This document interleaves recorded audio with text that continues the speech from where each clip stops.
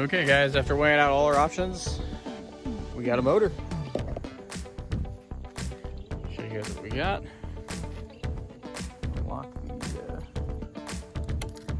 it is. Well, we got two motors and the transmission. So we went ahead and picked up a T5 that I actually came across on Facebook Marketplace. It is out of, I don't remember, but the guy bought it. I think it was in a 67 Mustang is what he said. Looks like the seals. That's actually my blood, actually. Transmission fluid, awesome. Smashed my finger pretty good. Getting everything loaded up in the car. In the truck, sorry. Anyway, so he had that on Facebook.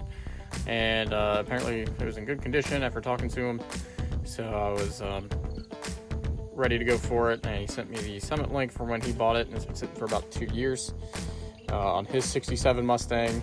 His 67 Mustang originally had this 289 in it, which he said he thinks it ran okay, but he doesn't really have any history on it other than it came in the car. He didn't really run it. It came with this dented thing here. It's also been painted. Has a Edelbrock Performer intake manifold, Edelbrock Performer, or well, at least Edelbrock.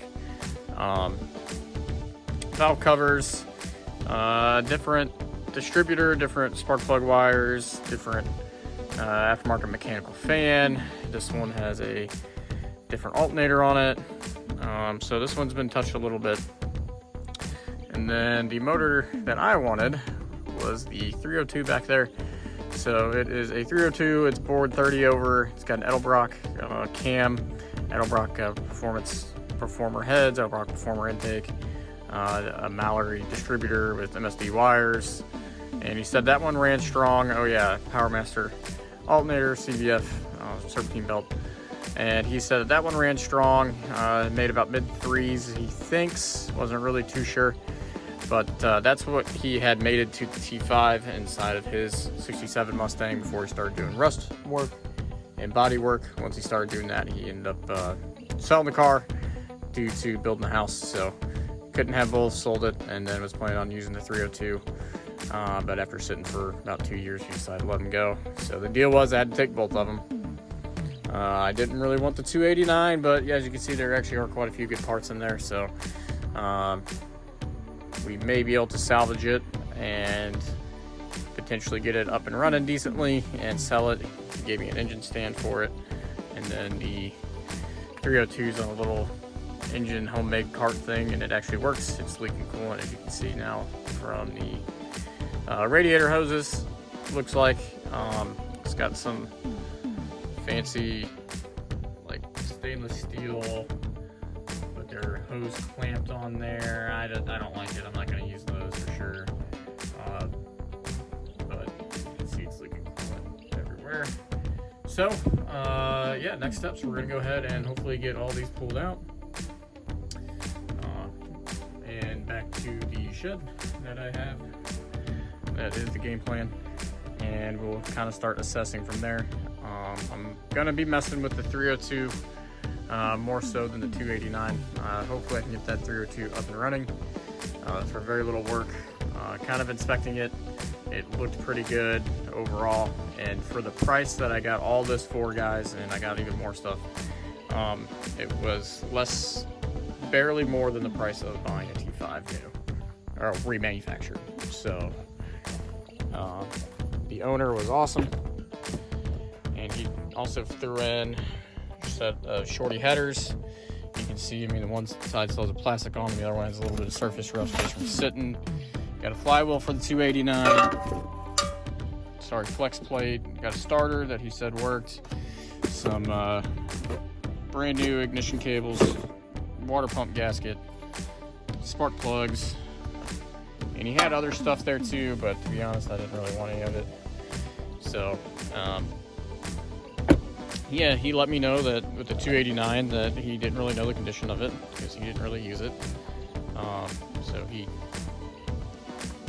couldn't really give me any info on it, and that the 302 did run strong when it was with the T5, and then he pulled it to do rust work. So I believe that the 302 is already installed, and then he had the T5 swapped it over, and it all worked. And then he had to do a lot more rust repair, and then with the house he had to sell it, so he couldn't really give me any info more than that, other than it ran strong. He didn't have any proof that it ran strong when I asked him if he had a video or anything, so he wasn't trying to hide nothing from me. We actually turned the engine over by hand, and you can see the roller rockers. It's got like quite a few. It looks like basically everything that could be replaced in that 302 with Edelbrock performance parts basically was. So that gives me some level of relief knowing that he let me know that it all turned over. We turned over by hand. Everything looked pretty decent. Again, I don't really know exactly what I'm looking for, but didn't look too bad. And again, for the price, I mean, I'm not going to tell you guys exactly what I got for it, but again, just a little bit more if you go and look at an upgraded T5 on Summit, a couple $100 more than that. So, and that's about $2,000. So for everything we're getting here, really good deal. And very reasonable seller. Can't speak highly of him enough. He was very truthful about everything, wasn't trying to hide nothing, let me test anything out that I wanted to. He even showed me some things that he was looking at, which led me to believe it was good, but he couldn't prove it because obviously we couldn't hear it run. So very honest, and he actually knocked off a couple $100 more just because he understood that without being able to start these things or any videos or anything of them, he got it. He understood that you can't expect a ton of money for these if you can't really start them, and don't have video or anything that really indicate that they are in good condition. So unfortunately, we didn't have anything to start anything enough to run a compression test, so that's going to be one of the first things I'm going to do. And we're going to start with the 302, get that out of there, do a compression test on that. I'll show you guys all the aftermarket parts and everything that are on it. I do have to get some help to unload these, and I don't know how I'm going to get them up the hill right there. It doesn't look like much of a hill, but it's not easy pushing a 450-pound motor up there alone. I don't think I can. And then I have gravel all on the side of the house, so any weight just sinks right into the gravel. So I don't know what I'm gonna do. I gotta work that out. But really excited. I've already been in contact with Modern Driveline for converting into the T5, but we didn't know what year the 302 was from, so we didn't complete the purchase until I can grab the date stamp off that and let them know what year it's from, so we get the right flywheel for the weight. For the purposes of potentially being able to start the 302, I am just going to use the flywheel that he provided. I know it's for the 289, but I think we can go ahead and use that and call it good, just to maybe hear it run and mount up the starter to it to hopefully at least see if we can get some compression. I'll throw those headers on if they'll fit. I don't know. I think they will. Yeah, it looks like they will with that cart. I could at least throw some headers on there and hopefully wire up a quick little engine run stand. So yeah, I'm gonna get going here, guys. We're gonna try and figure out how to unload these efficiently, and hopefully we'll get them thrown up here with no problems, and go from there. Also had an Edelbrock Performer carb on that guy, so now I got 2 Edelbrock Performer carbs, so that's kind of neat. And yeah, a ton of chrome, which I don't like, so we'll figure it out. I will say the plan is to run the 302. I'm going to paint some of the stuff black because I like that, and then I'm going to, I think it'd be really cool to kind of do more of a factory kind of look on this guy and hopefully get it up and running. And the plan is that I can get this one up and running between this one and mine, and hopefully sell them for either parts, or if they are running and driving, or at least running, and I can have them on an engine run stand, and so we can over test them. Basically one of those motors should pay for everything that I have, minus the swap stuff from Modern Driveline, which if I can get $1,500 out of each motor, out of this one and the motor currently in my car, and that should really cover everything, which would be insane because then I get a mid 300 horsepower engine with a T5 swap virtually for nothing. So it is going to require some work, and we'll start working on it. But I'm going to jump inside, try and get a game plan together, and go from there. Okay guys, let me go ahead and update you on where we're at.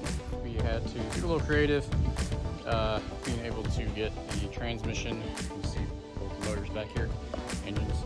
It's been raining for the last couple days, so the ground was super wet. We ended up tearing up all the grass, putting some holes in the yard. Not a big deal, but it was very difficult getting up the hill with the driveway, and just a lot of work. So what we had to do was take cherry picker that I have, that side of the house, pull the engine out of my truck. I actually bought this Cobalt cart right here. You can see how humid it is. Camera's even fogging up a little bit. And it's made for 1,000 pounds, and this thing was an absolute lifesaver. So we were able to get this. I had to air up the tires on it, and because it had the big wide tires and everything, it actually handled the weight of the motors no problem. We did one motor at a time. Had a tire up on top, and then we could put the motor out on top of the tire, and then I ran a strap around it, and that helped hold it secure. And then from there, my brother came over and helped, and what he did was he pulled and I pushed, and we made it back here no problem. And then we had to get the engine cherry picker back here, put down some plywood, pick it up off that, put it on their respective stands. So it was a lot of work. So let's go over kind of what we got. So starting off, we have a T5 here. This is a Summit reman that when I searched the tag, even when the previous owner searched the tag, it was in fact a heavy duty T5, and is good for the mid 300s based on the thing I read online. The going rate for this is $2,000, and the reason I'm going to go over all this is I'm going to be upfront about all the pricing. $2,000. It's a T5. I don't really know what I'm looking for when it comes to transmissions. Really had to test them or anything. I mean, you can see it runs through the gears. Everything feels pretty solid. It's kind of hard to keep balanced and go through it right now. Feels like there might even be a short shifter on there already, because that is a very short throw. So let's see. Yeah, there's neutral. So yeah, hopefully happy with that. Worst case scenario, I end up having to rebuild it. I don't think these are too particularly hard to rebuild. Really not sure, but I do know that Andy Cruz rebuilt his, and I use his videos a ton. Yeah, the input shaft and everything looked pretty good. No play really. I mean, I can pick up the whole transmission with that. Doesn't seem anything's not how it should be. He said everything ran fine, and this was mated to the 302. None of the gears look grinded off, anything. Boots all look fine. All the boots look fine. I'm gonna dive in this a little bit later. Kind of more video, better video dedicated just to that. And same with the motors. So we ended up getting two motors. We got a stock 289 that was built at some point, we believe, and touched, don't know. And that was out of a 66 Mustang is, I believe, what the guy said. And when he bought the Mustang, it had this 302 in it. He had it for a project car, worked on it for a little bit, got it, it was up and running. Wanted to go ahead and do some rust work on it, and started taking everything out to get working on all of the rust and everything that he needed to replace. Upon doing that, he ended up moving and needed the money for building his house. So he ended up selling the car, and the new owner did not want the motor transmission because they had different ideas. So the guy I bought it from, he was awesome. He actually works at a kind of hot rod shop on the side. He's in the management side now. So this was his personal project, and after sitting for roughly 2 years, he said it was time to let it go, move it on, get rid of it. And he gave me 2 engine stands, as you can see, as well. So that's super helpful. So the 289 does have some good parts on it, as you can see. Had a brand new fan, which this is nice. This is one of those nice flex fans. Has 6 blades obviously on it. V-belt setup. Nothing really too crazy here. I really honestly haven't even looked at it yet. It looks like it's got a different alternator on it, potentially, or at least stock style that was probably rebuilt at some point. I haven't even tried turning the engine over by hand or anything really yet. Didn't really want the 289 to be honest, because I already have a 289. However, that was part of the deal, was I had to take everything. So we got the 289. Hopefully this thing fires up. I don't know if it will. We'll see. Looks like it's got a decent coil on there. I mean, the wiring's got to be gone through. Looks like we got a breather right there. Some different type of cap for our distributor. Crane cams.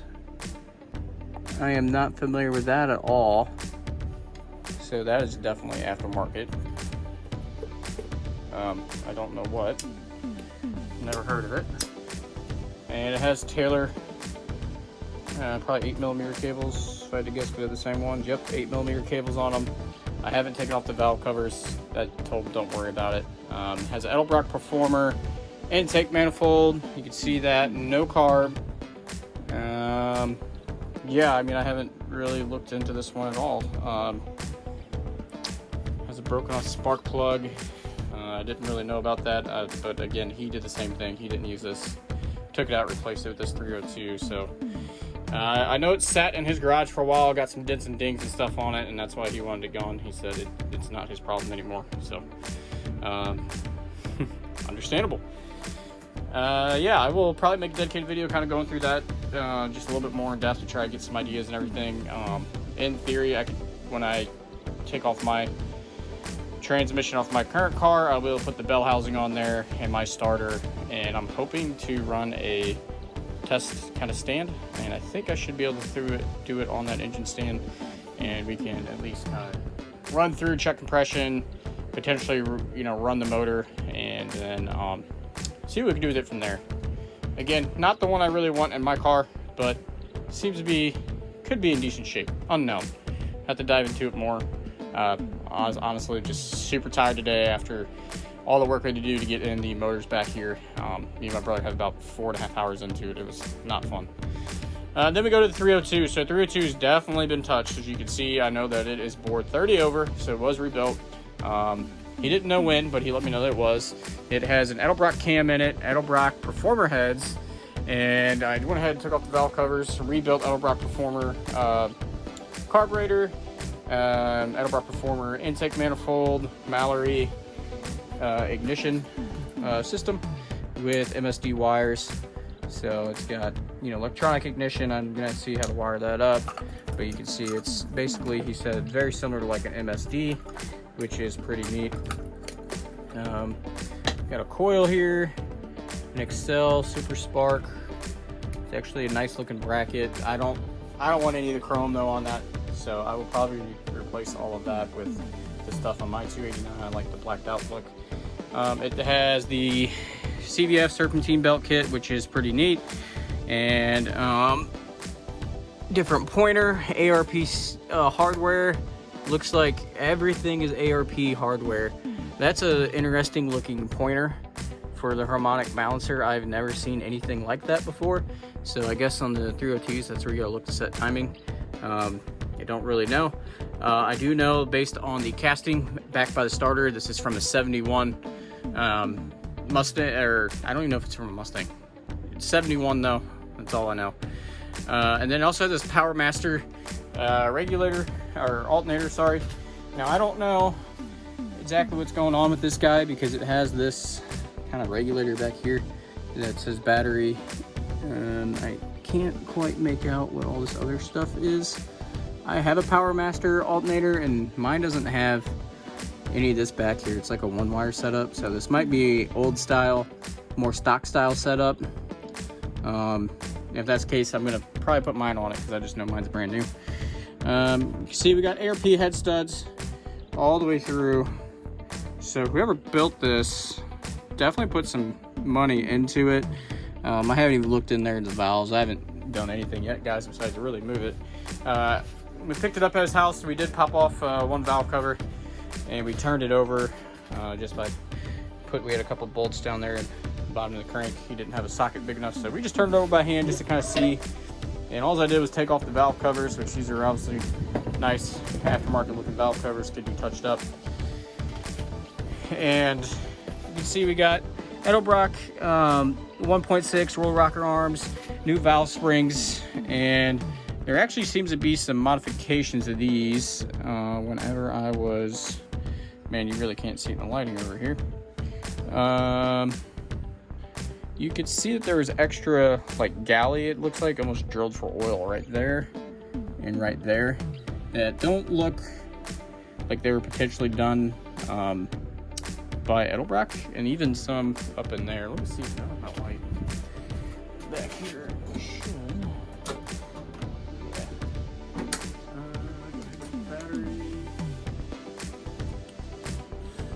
Keeping my fan on. Sorry guys, let me grab the battery real quick. Avoid all the dog poop. And rearranging of the shed. It's gonna happen more so tomorrow. Been a lot of work. Let's get that guy. So, yeah, that cart was a lifesaver, guys. Seriously, if you need help, you should get that. So we got our flashlight here. So what you can see is we have some extra drilling kind of right in there. It looks like somebody took a, just a drill bit, threw some extra holes in the front and the rear. I don't think that would be done by Edelbrock. Yeah, same with the front here. You guys can see that hole, and the back. So I don't really know what all those holes are for.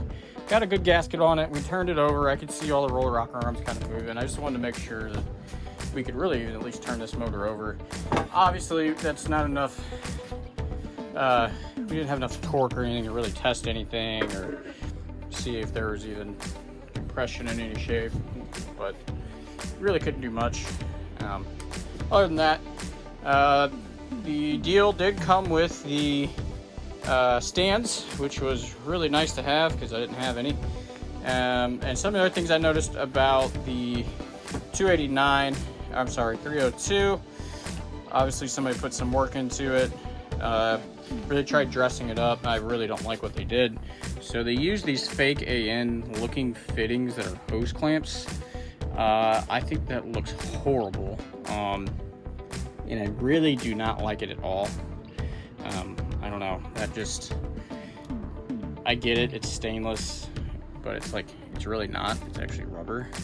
So I'm gonna replace that with rubber. I just don't like that at all for that. And then the fuel line, it's got a mechanical fuel pump. I don't know, haven't really looked into that at all yet either. And then it was leaking coolant, obviously out of the lower radiator hose, pretty bad, but obviously that's not there anymore. The timing cover, you guys can see, I mean, it's not cleaned up, but that's all chrome. So that was definitely replaced at some point with some aftermarket stuff. And the block itself is red. So I don't know why that block would be red. Over here might be better. Red, orange almost. So I don't know why, somebody would paint it red and orange. But somebody did back in the day, and they put also a chrome oil pan. So a lot of this has been touched. It's probably been upgraded. Again, I don't know with what. And he said it ran really good. He said that he thinks, based on everything he had, that he said on the butt dyno, maybe mid 300s at best. So that should be perfect. Made it to the T5 and be a really fun car. I would love to obviously have more horsepower and everything. But let's go over some of the pricing as to how come I went this route. So all in, I paid $2,500 for both motors, T5, and all the parts that he gave me that are currently still in my truck, which include a set of shorty headers, a flex plate for the 289, a starter, which could work on either or, we're pretty sure. I think he had it on the 302, but I could put it on the 289. Just a stock style OE remanufactured type starter, and a couple other little things. So for $2,500, it's actually a really good deal. And let's talk about that. So right off the bat, we know that these have Edelbrock Performer heads. Worst case scenario, this motor's toast. I can't run it, can't do anything with it. Worst case scenario, that motor's toast, can't do anything really with anything with it. And then my current motor, worst case scenario, it needs valve train, you know, probably camshaft something. So between all three of these, which all use interchangeable parts for the most part, I should be able to get one good motor out of here and sell off all of the parts of the other one. So right now I have 3 Edelbrock Performer intake manifolds. I have a Petronix electronic ignition system. I have this Mallory one, and then that Crane cams one, whatever that is. We have the Edelbrock Performer heads, which I could probably get about half my money back, or a third of my money back if I were to just take those off and sell them complete. You have the CVF stuff going on here, a couple $100 maybe, 150. Get the Power Master alternator, you know, you can get 150 maybe, plus the other Power Master I have. I mean, you could just really start going through parting these guys out, and that's if they're non-running. If they are running, I could potentially, I think, make back all of my money for the $2,500 and get a new motor and manual transmission like I ultimately wanted on this car. I was looking at doing a higher horsepower crate build motor with a TKX because I wanted to be in the 500s, just because. However, when you start looking into that, it got very expensive very quick, all supporting mods, everything that I needed, and there's just nothing used out there. And to be honest, on the budget, if I could do all this and get it in, my overall budget on this car, I'm basically going to be at, you know, enough to where I could break even if I were to sell the car. If I went anything more than pretty much this, I'm going to be negative. You know, the car would never sell for mid-20s. It's just not going to. The coupes just don't bring that much in general. Maybe in a couple years, maybe. But, you know, it's got a really bad paint job right now, and it's not even running and stuff. I got an engine in there that's running, you know, clean up the paint. You know, we could potentially get, you know, maybe mid-20s. So at this point, it keeps me pretty close to where I wouldn't lose a whole bunch of money if I ever sold the car. At this time, I don't plan on selling it, and I'm not in it to make money in any way, shape, or form. But it is something that, trying to think down the road, something that you know, I got to keep in thought, keep a kind of close ear to, and make sure I'm not just going stupid money and going to lose. You know, because it is an investment, mainly for the hobby side. Yeah, so the plan is to hopefully get this through to running, very little work, and I'm going to change out a lot of things on it. I'm going to keep the CVF front pulley system. I'm going to put in my alternator, just because I think that's more of a stock style upgraded alternator that they used probably when this was redone, and I don't know when that was. I would like to paint my heads with that engine enamel black, same with the engine block itself. Kind of get that all blacked out. Probably replace these valve covers. These are pretty worn. I'm going to see if mine will fit. The only difference I do know is these definitely look taller, just slightly taller compared to the 289 ones. So I'm going to have to check my current heads or valve covers against these ones. If they will fit, I'll probably just use my current ones, unless there's a size difference, because these obviously have the hydraulic Edelbrock rocker arms and everything like that. I will keep the Mallory you know, distributor. That's probably better than the electronic one that I have anyway, the electronic Petronix. And you know, he has nice spark plug wires on there, and I really like that they're actually labeled, which is really neat. It looks like they're almost like a zip tie thing, so that's really neat. I think those will clean up good, and then I could just reuse those spark plugs wires. And they have an angled boot on there, which I really like, just ever so slightly. That one doesn't look angled, but you can see these are angled, and they're MSD wires, so they're, you know, pretty sought after, those MSD wires. And because they're angled, I think they will clear all of the headers and everything with no issues, which is nice. As far as the front cover of our things for the water pump, I don't know how to check a water pump and see if it is actually working, so I'm going to have to figure that out. And if it is, I may keep it, I may get rid of it. I am debating on putting an upgraded Edelbrock one on there. Where I live, it's a little bit more trafficy in general, so I'm even thinking maybe going electronic or just a higher performance one. I'm undecided there. I think the first plan of attack is going to be just get this thing up and running, hopefully on this stand. That is the plan, because I have headers, I have, you know, flywheel. I could probably bolt up a starter, we can wire things up, start it, and make sure it runs, make sure everything's good to go. And then I'm going to make it my own, and that's whenever I'll, you know, paint some things, clean it up, kind of get it looking like my current 289, and kind of keep that black and red theme going, get rid of some of the chrome, and get rid of all this fake stainless AN stuff. I really don't like that at all. And then while we're doing that, hopefully get the car up and running. I'm hoping in a month that it'll run and drive. And then I already spoke with Modern Driveline for the transmission. We had to grab the date stamp code, and they were closed for the weekend, so I had to let them know that we need the 28 ounce flywheel, I believe. Not exactly, I don't exactly remember. Not the big 50, post like 82, I think it was, or 71, so we need the smaller one to mate up to the T5.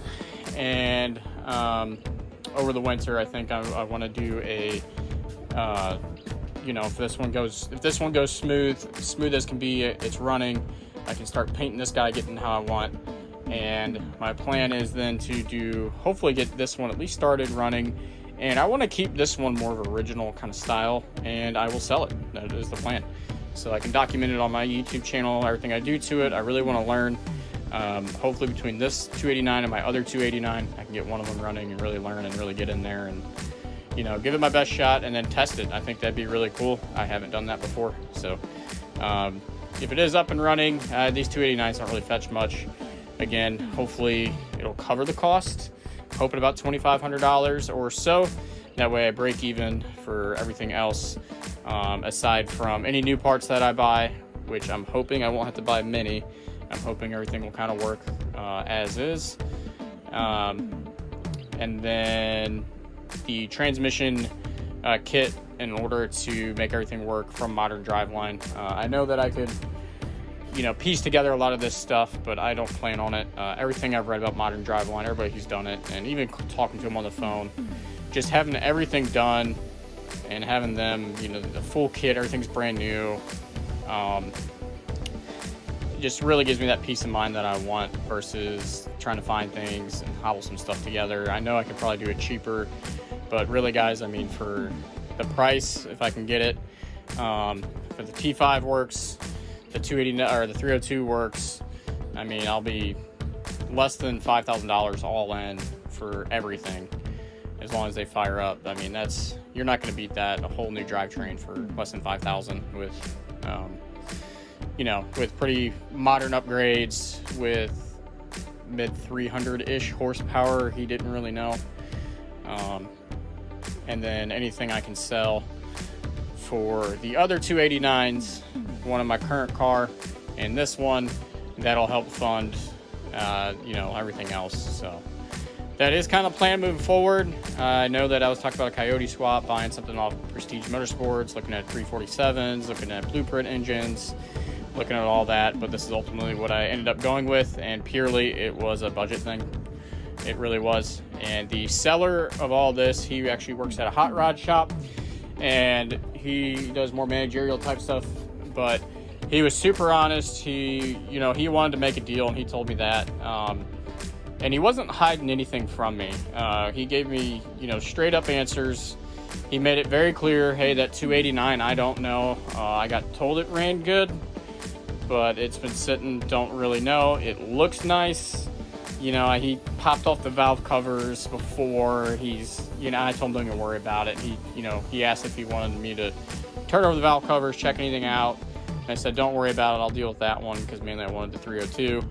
And at that case, he, you know, popped everything off 302 so we could see the valves, the valve covers. Went over everything that he did with it. Let me know that it was running and driving. Unfortunately, he didn't have a video because it's been a couple of years. So, you know, because of that, I let him know, you know, I was very hesitant to buy anything used. and he completely understood. And again, he was, you know, made a very good deal. Considering in my area, T5s of this nature go for about $1,250, and that's pretty much the going rate, give or take a little bit more, a little bit less.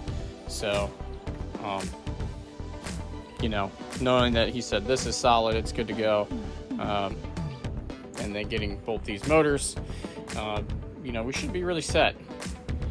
Anyway, that's gonna do it. Sorry, this is me just talking for like half an hour, but that is the update moving forward. I do plan on making some videos once I get into this 302 a little bit more. The 289 content, we're not really going to touch, not really going to mess with it for a little while.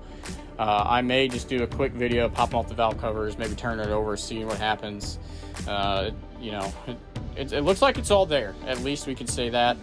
I haven't even put any fluids in these things. I haven't done anything, guys. Me just taking off that valve cover is the first time I've touched that motor aside from moving it. So we've got a lot to do, a lot to figure out. We will go from there. If anybody has any suggestions in terms of things I should look for in this 302, how to test a water pump, how to test anything before I go all in on it, let me know. And I will be selling a lot of the stuff I won't be using, like that intake carburetor. I'm going to put that one on the 302 or the 289. I'm going to use mine. It's black, same thing. You know, things like that.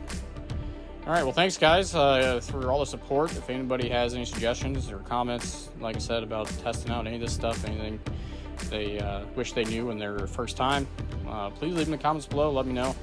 And this will hopefully help anybody else along their Mustang restoration journey or small block Ford restoration journey at this point. So we can expand out to hopefully help anybody else. So leave anything in the comments. And thanks, guys.